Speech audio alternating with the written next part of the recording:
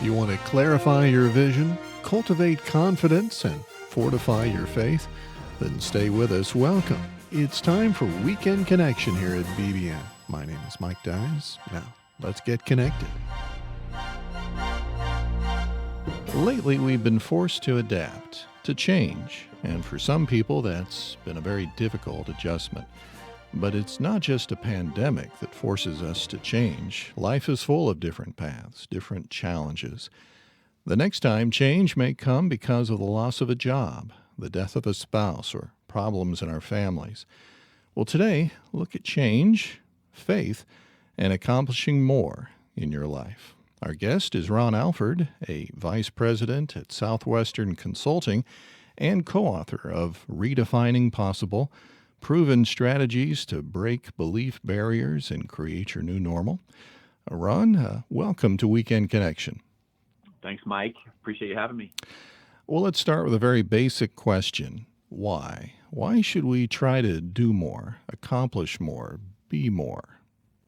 I don't know any other way. I just feel like the life is so much sweeter when we feel like we've got some goals to go after, and monotony comes when we're in our comfort zone, when we're settling or, I guess, going through the motions. I think most of your listeners would agree. Life can get pretty mundane, and then our mind tends to drift into the negative. Anxiety comes, and doubts, and just all these negative states. And so the more we're pursuing and joyful where we're at, thankful for what we have, and then at the same time having some fun goals we're going after, it makes life that much more joyful. Mm-hmm. Let's talk a little bit more about learning and then applying what we've learned. You said that our lives are designed to help others, even the problems of life. How can we use those in helping somebody else? Is there something that comes to your mind, maybe a problem you had, may have been something small or something bigger, but somehow you were able to use that in helping somebody else? I think of the Bible verse that talks about how the Lord comforts us so that we can comfort somebody else. Well, you're going to get me emotional here because this one is this is the one that really captures my heart. I really am a big believer that we all want to have a deeper level of joy and purpose in our life, every one of us. And the unfortunate realization that most of us have is that it takes some pain, it takes some failure, it takes some losses to get through, to experience those heightened joys and the deeper purpose. And one of my three kids, one of my twin boys, was diagnosed with leukemia, August of 2016. And I tell you, the first part of this journey was you just feel miserable. You feel alone. You don't know how this is going to change the rest of your life. And then all of a sudden you meet a family that is on the other side of it. And for us, there were a few specific things that happened for my wife and I and our family and now we get to be on that other family. Like now he had 3.5-year battle with it, and he's now cancer free. And then when I get a text message like I did from my good friends Sheridan and Jen McDonald here in Seattle, that their daughter Penny was diagnosed with leukemia this past year, and they reached out and they want help, and you can help them in a way that maybe no one else can because you've experienced their pain. And so whether it's a divorce, whether it's a bankruptcy or some sort of humbling financial or business situation, obviously a family sickness or any type of loss, it's hard to look at it this way at the time, of course, but when you look back, you realize, man, those are the greatest gifts. Like the times when I've gotten just knocked out and dropped to my knees, obviously God sees the bigger picture. He sees the forest and I'm just looking at the tree. Mm-hmm. and the trees, I'm looking at the mountain, the uphill, and God sees the big picture. And so it's just what a blessing. And I tell my wife all the time, like, let's be ready. Like, we're going to go through some challenges ahead, and it's going to be a gift. Like, bring it on. Because if this allows us to help others more, that's why we're here on earth. We're talking with Ron Alford, co-author of the book Redefining Possible. How do we get our families involved in our goals, in our plans. Is that part of what the vision board is about? You bet. There's a lot of ways to do a vision board, and the short version, our mind's thinking pictures. So all a vision board is those things that you want to be as a human, like the character traits I want to live into most, the things in my life I want to do, and then maybe some things I want to have. Like, how can you picture it? How can you find images that represent that?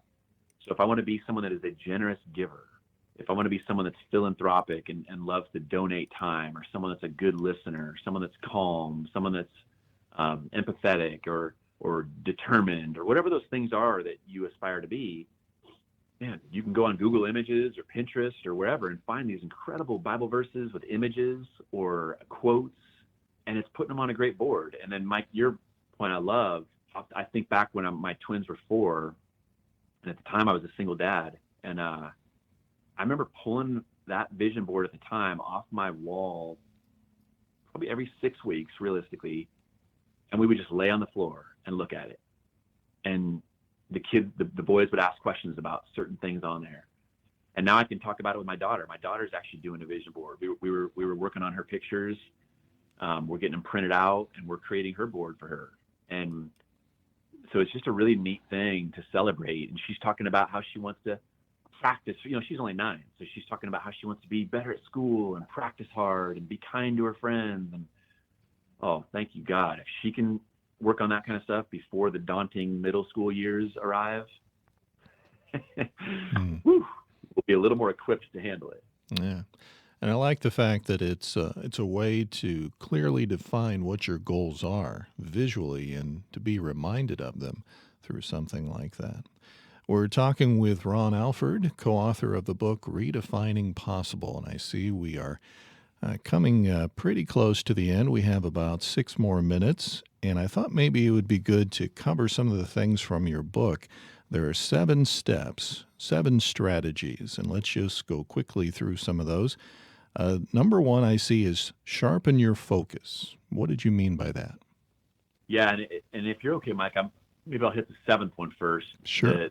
The whole goal, begin with the end in mind. Dr. Stephen Covey, brought that quote to life years ago. And so the beginning with the end in mind, the end goal here is the impact. It is, at the end of the day, who can we bring to Christ? Who can we lighten their load? Who can we help their journey be a little more rewarding and joyful and whatnot? So it's all about, at the end of the day, who can we impact?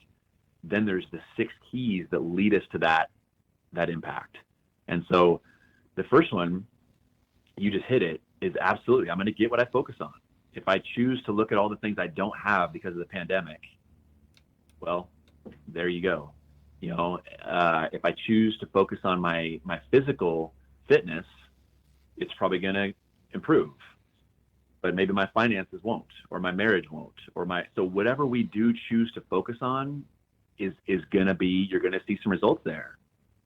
So it's being very intentional about what we're going after. All right, that's number 1. So we have, if you're writing these down at home, number 1, sharpen your focus. Number 7 will be prepare for impact.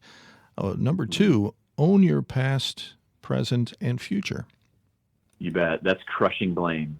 Blame is just ugly. It's taking full responsibility for everything in my life. Everything. Like, if I'm going through a conflict with my sibling or my parent or my spouse, or I'm going through something at work, if I'm going through whatever. So it's the power of ownership and really, truly, taking responsibility and not deflecting it, not saying, oh, it's their fault or it's but just really taking it on. It's a very hard step, but very empowering. Once you do this and do it 100%, not 99, you see some pretty big transformation happen. And I see it's very early in the process to deal with the past, and then helps you move on to the next one. I see number 3, clarify your vision. How's that different from sharpening your focus? We have an old quote that says our endurance in life is tied directly to the clarity of our vision. So my endurance as a parent, or in my fitness, or building a business, or whatever the category, the endurance I experience is tied directly to the clarity of my vision. If I feel tired, or I feel off course, or I'm kind of going through the motions, oftentimes it's because my vision is weak or fuzzy. And so it's really getting crystal clear through prayer. Obviously, biblically, it talks to us at times in our life about being still and being patient and trying to really listen to, where is God guiding me? What are we going after? Maybe you're thinking about starting a nonprofit or joining a networking group or joining a small group or whatever the things are. It's getting really clear on what that would look like and then the steps it's going to take to get there. All right, so sharpen your focus, own your past, present, and future, clarify your vision. And I say number 4, strengthen your belief system. What do you mean by that? Yeah, I think belief barriers, I mean, it's trying to expand our thoughts. What's possible, right? Like I've been guilty of having these limiting beliefs of like, oh, I'm so busy. I years ago had a friend that asked me, I had done a number of half marathons and marathons, and a friend, we were talking about doing an ultra marathon, like a trail. And that's an example of something where my mind right away went to a limiting belief of, I'm just too busy. And so it's expanding what you think is possible. Right now, my wife and I have been praying for quite a while about our family, and we're in the steps of becoming foster parents. And that's scary. I'll be very transparent. Last night we took CPR classes. This is very real right now. And it's daunting because I'm like, but then if I go back and if I can strengthen that belief, it's like, heck yeah, we can do this, Lord. We got this. If you put it on our heart, it is possible. So it's really believing in what's possible. That's a huge initial step to, any next step. Well, we have 2 more and just about a minute or 2 left, so let's quickly cover a couple more things. Cultivate confidence and fortify your faith are the other 2. Yeah, confidence is fun, right? And again, the balance. I know we've talked about ego and arrogance, and so we talk in our book a lot about false confidence. Is kind of the fake stuff. It's acting like something you're not. It's outward bravado, but inside it's not there. Conditional confidence is very results based. Like I had a great month, or someone complimented me this morning, or someone liked my social media post, or like that's conditional. But unconditional confidence is rooted in effort and attitude and controllables, like things I can absolutely control. So we talked about really strengthening the confidence that matters, the one that's more lasting. And then the other one that you had mentioned that is the 6th. Obviously, we all know. I mean, I'm sure all your listeners are quite aware of the importance of faith. I mean, this is where all these things, the vision board, the things we're going after, well, then all of a sudden we get smacked in the head and life hits us. God's plan is different than our own. Faith is what gets us through.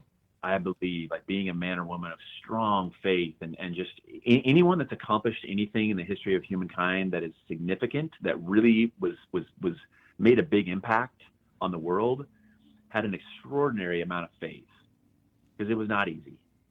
And so being a person that's consistently acquiring and gaining more faith, and it's hard. We all doubt. We all are like, man, is this pandemic ever going to end? Is my fitness ever going to rebound? But we talk in the book a lot about strengthening our faith. Ron Alford, the co-author of the book Redefining Possible. Thank you very much for sharing with us today. It's been good to talk to you. Appreciate it, Mike.